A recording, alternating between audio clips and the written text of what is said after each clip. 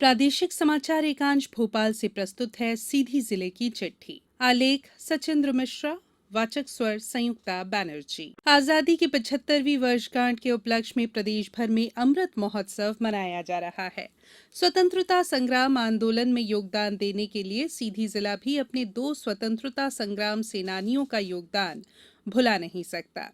पूर्व वन मंत्री और सर्वोदय नेता स्वर्गीय चंद्र प्रताप तिवारी और दूसरे स्वतंत्रता संग्राम सेनानी आदिवासी बांकेलाल बैगा जिले के ऐसे स्वतंत्रता संग्राम सेनानी थे जिन्होंने देश की आजादी के लिए उल्लेखनीय योगदान दिया।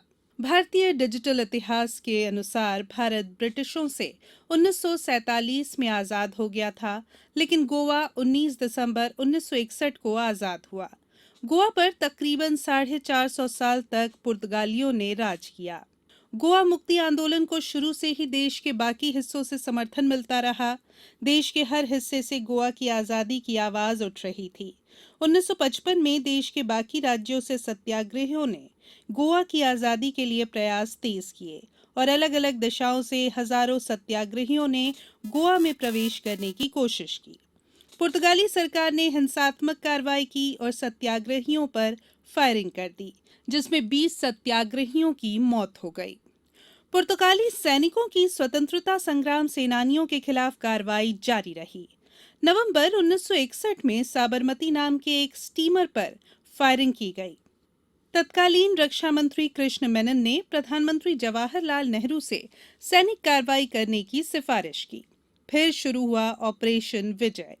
जल, थल, वायु तीनों भारतीय सेनाओं ने 18 दिसंबर 1961 को गोवा की तरफ रुख कर दिया और देखते ही देखते मात्र 36 घंटों के अंदर ही पुर्तगालियों को आत्मसमर्पण के लिए मजबूर कर दिया। 19 दिसंबर 1961 को गोवा पुर्तगालियों के उपनिवेश से मुक्त हुआ और वहां तिरंगा लहराया गया। इस आजादी में सीधी जिले का भी योगदान रहा है और जिले के दोनों स्वाधीनता सेनानी स्वर्गीय चंद्र प्रताप तिवारी और आदिवासी नेता बांकेलाल बैगा ने अपना महत्वपूर्ण योगदान दिया। पूर्व वन मंत्री सर्वोदय नेता स्वर्गीय चंद्र प्रताप तिवारी को सन 1942 की क्रांति में विद्यार्थी आंदोलन में भाग लेने के कारण रीवा पुलिस द्वारा वारंट जारी किया गया था।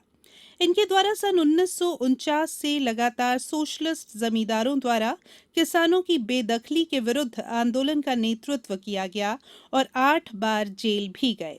इन्होंने गोवा सत्याग्रह में 15 अगस्त 1955 को भाग लिया। विंध्य प्रदेश के 19 सत्याग्रहियों का नेतृत्व करते हुए सासोली मार्ग से गोवा में प्रवेश किया। प्रथम और द्वितीय आम चुनावों में सदस्य निर्वाचित हुए। तत्पश्चात तृतीय और चतुर्थ विधानसभा के भी सदस्य रहे। चंद्र प्रताप तिवारी यद्यपि आचार्य नरेंद्र देव के अनुयायी थे, उनका तेवर और तेजस्विता दुर्वासा जैसी थी। रीवा के दरबार कॉलेज में पढ़ने पहुंचे तो वहां जगदीश जोशी, यमुना शास्त्री, श्रीनिवास तिवारी जैसे क्रांतिकारियों का साथ मिला। राजनीति के संस्कार सोशलिस्ट के मिले। छात्र जीवन में ही भारत छोड़ो आंदोलन से जेल यात्रा शुरू की तो वो जमींदारी उन्मूलन से लेकर गोवा मुक्ति आंदोलन तक निरंतर चलती रही। सोशलिस्ट पार्टी जब बटी तो ये और शास्त्री जी नरेंद्र देव की अगुवाई वाले धड़े में चले गए, जो प्रजा सोशलिस्ट पार्टी के नाम से जानी गई। यदि पंडित शंभुनाथ शुक्ल को विंध्य प्रदेश का मुख्यमंत्री बनने का गौरव प्राप्त है, तो सदन के नेता प्रतिपक्ष चंद्र प्रताप तिवारी थे। हमारे दूसरे स्वतंत्रता संग्राम सेनानी हैं आदिवासी नेता बांकेलाल बैगा। बांकेलाल बैगा अभावग्रस्त परिवार से थे। इसके बावजूद उन्होंने देश को गुलामी से आजाद कराने का संकल्प लिया। वर्ष 1896 में जन्मे बांकेलाल ने अपनी पढ़ाई बीच में छोड़कर नमक सत्याग्रह में अन्य स्वाधीनता संग्राम सेनानियों के साथ उत्साहपूर्वक हिस्सा लिया और अंग्रेजों से देश को स्वाधीनता दिलाने का सपना साकार करके ही दम लिया। इसके बाद उन्होंने गोवा राज्य को पुर्तगालियों से मुक्त कराने के गोवा मुक्ति संग्राम में भी हिस्सा लिया। जिले की चिट्ठी समाप्त हुई।